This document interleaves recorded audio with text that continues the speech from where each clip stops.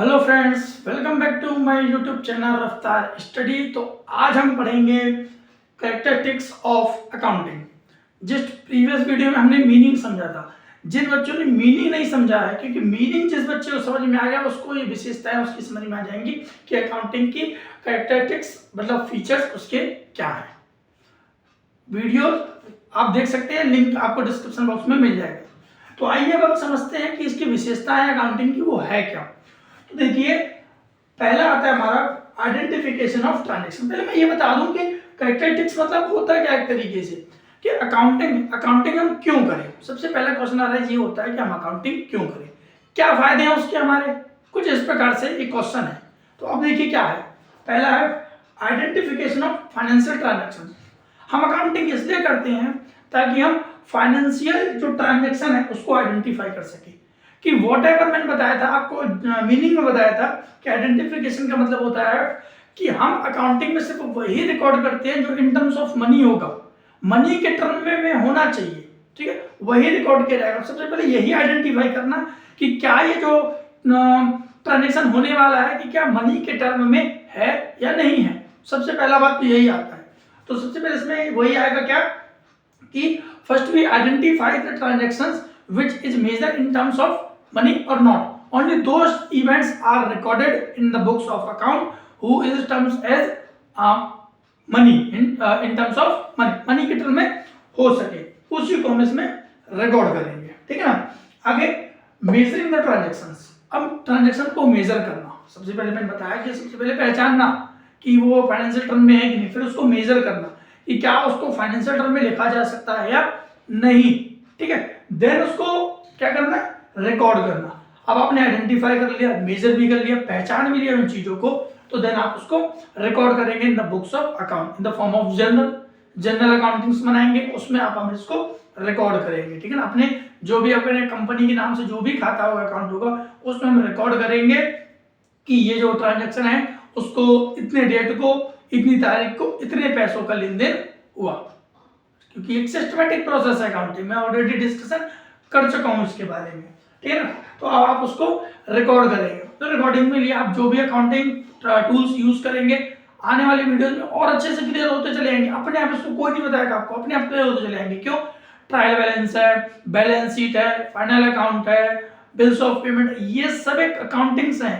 इन सब में यही तो अकाउंटिंग है, यही सब तो खाता बनेगा हमारा। ठीक है, तो उसी में हम इनको रिकॉर्ड करेंगे। देन आता है हमारा क्लासिफिकेशन। क्लासिफिकेशन का मतलब होता है डिवीजन, बांटना।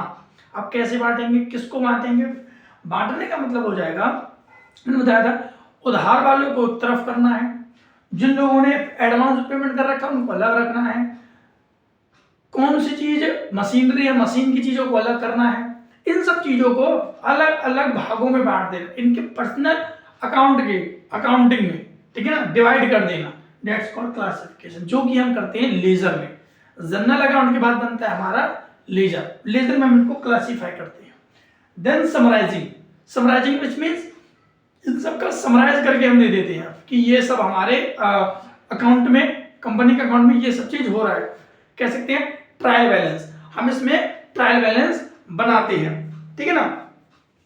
ट्रायल बैलेंस के साथ साथ एक हमारा बैलेंस शीट बनता है, एक हमारा ट्रेडिंग अकाउंट बनता है। तो ये सब हमारे इसमें अकाउंट्स बनेंगे। इससे हम समराइज कर सकते हैं कि हमारे कंपनी में ये सब चीज है, इससे इतना प्रॉफिट हो रहा है, इतना लॉस हो रहा है, क्योंकि ये सब हमें बता देते हैं।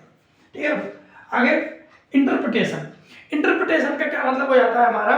इंटरप्रिटेशन क्या रहता है हमारा, जिसमें हमको एक मीनिंगफुल इंटरप्रिटेट किया जा सके, जिसका कोई एक मीनिंग निकलना चाहिए। ठीक है ना। हम अकाउंटिंग में उन चीजों को कुछ इस प्रकार से रिकॉर्ड करें ताकि जो फाइनेंशियल यूजर्स हैं हमारे, ठीक है, जो भी जब फाइनेंशियल यूजर्स मतलब आप हैं, फाइनेंशियल यूजर्स हैं, आप कंपनी का डाटा, कंपनी के जो इन्फॉर्मेशन है रिगार्डिंग ये सब बैलेंस शीट देख सकते हैं, या आप यूजर्स हैं उसको यूज कर सकते हैं। हम आगे वाले वीडियोस में वो भी समझेंगे कि अकाउंटिंग के यूजर्स कौन कौन है। ठीक है। तो इंटरप्रिटेशन करना, इंटरप्रिटेट करना उन चीजों को। ठीक है ना। फिर आता है लास्ट में कम्युनिकेट।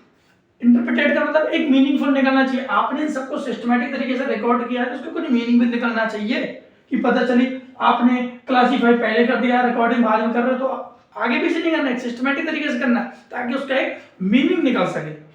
कोई भी देखे तो तुरंत बता सके कि हाँ ये चीज इसमें कंपनी में हो रही है। फिर आता है कम्युनिकेशन। कम्युनिकेशन लास्ट का प्रोसेस होता है।